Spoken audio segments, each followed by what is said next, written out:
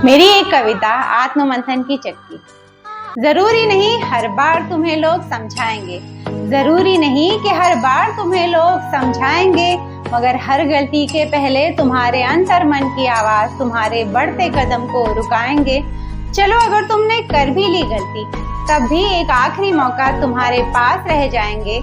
अगर अपनी गलती को तुमने आत्ममंथन की चक्की में डालकर खुद की मुलाकात पश्चाताप से कराओगे, और जिनकी अपने अंतर मन से कोई मुलाकात ही नहीं, तो क्या खाक तुम मेरी इस बात को समझ पाओगे। अपने अच्छे कर्मों को दूसरों के लिए सीख बन जाने दे, अपने बुरे कर्मों को आत्ममंथन की चक्की में पिस जाने दे, और बार बार की असफलता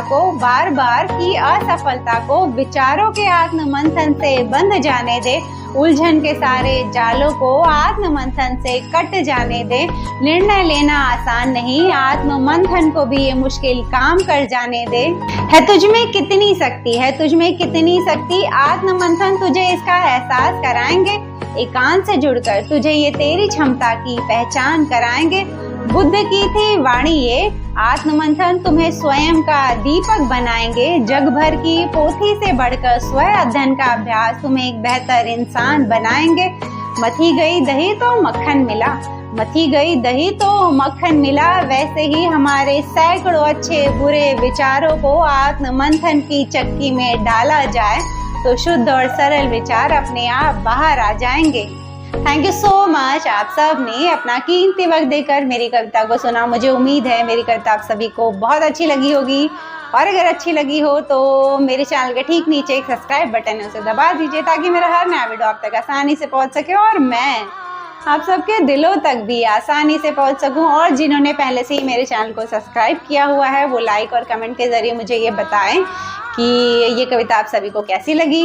आज की मेरी कविता का शीर्षक है आत्ममंथन की चक्की। पहले हम ये समझने की कोशिश करते हैं कि आत्ममंथन क्या होता है। जब भी किसी द्रव्य को हम मथनी में डालते हैं, किसी भी सब्सटेंस को मान लीजिए हम मथनी में डालते हैं और मथते हैं, तो कोई एक नया सब्सटेंस आपको मिलेगा। जैसे कि दही को मथा जाता है तो फिर आपको एक नया चीज़ मिलती है, मक्खन मिलता है आपको। तो उसी तरह कहा गया है कि अगर हमारे भी दिमाग में दिन भर सैकड़ों विचार आते हैं, मतलब आप अंदाज़ा नहीं लगा सकते कि पूरे दिन में 24 घंटों में कितने सारे विचार थॉट्स आते हैं और जाते हैं।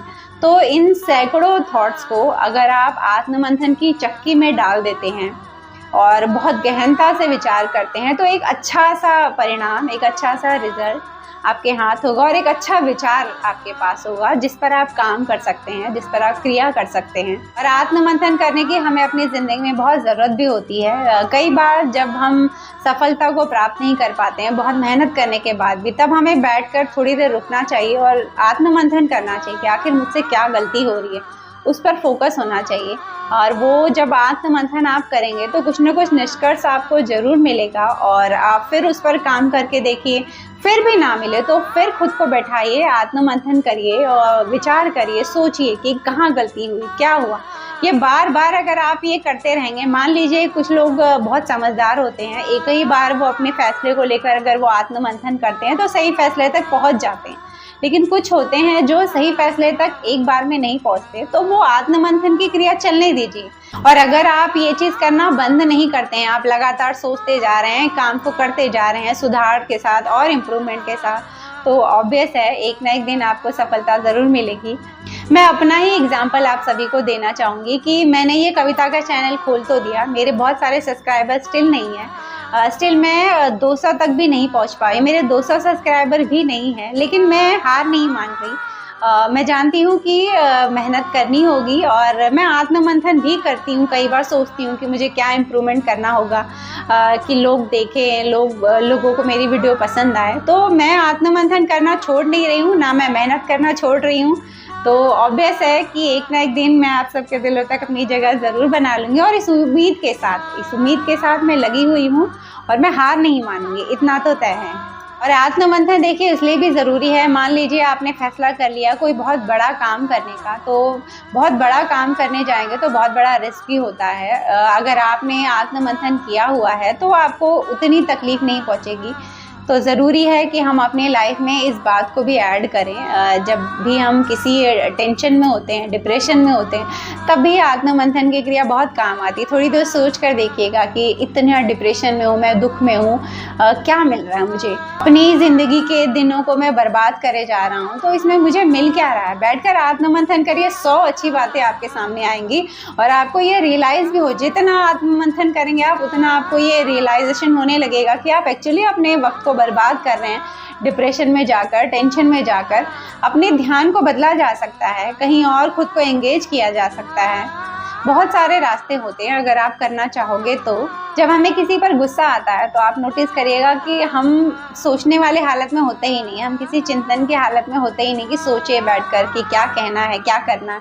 गुस्सा एक ऐसी चीज़ है कि उस वक्त आप आत्ममंथन कर ही नहीं पाते हो, लेकिन अगर जो कर ले जाता है तो भाई वो तो योगी है, क्योंकि गुस्से के ठीक 2 मिनट या 2 सेकंड पहले आप बैठ के ये आत्ममंथन कर लो कि मैं गुस्से में किसे क्या कहने जा रहा हूँ, उसका क्या नतीजा होगा, मैं इस गुस्से में क्या करने जा रहा हूँ, किसी पर हाथ उठाने जा रहा हूँ तो इसका क्या नतीजा होगा। सोचेंगे तो आप अपने आप गुस्से को अपने किसी को जाहिर नहीं कर पाएंगे, शांत हो जाएंगे अगर आपने आत्ममंथन कर लिया तो। पर मुश्किल होता है ये काम करना।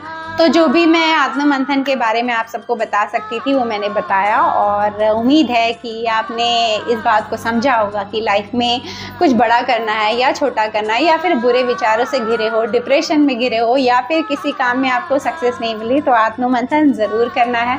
चलती हूँ, एक और नए वीडियो में आप सबसे मेरी मुलाकात रहेगी। तब तक इसकी हर बात पर गौर फरमाते रहिएगा। किसकी?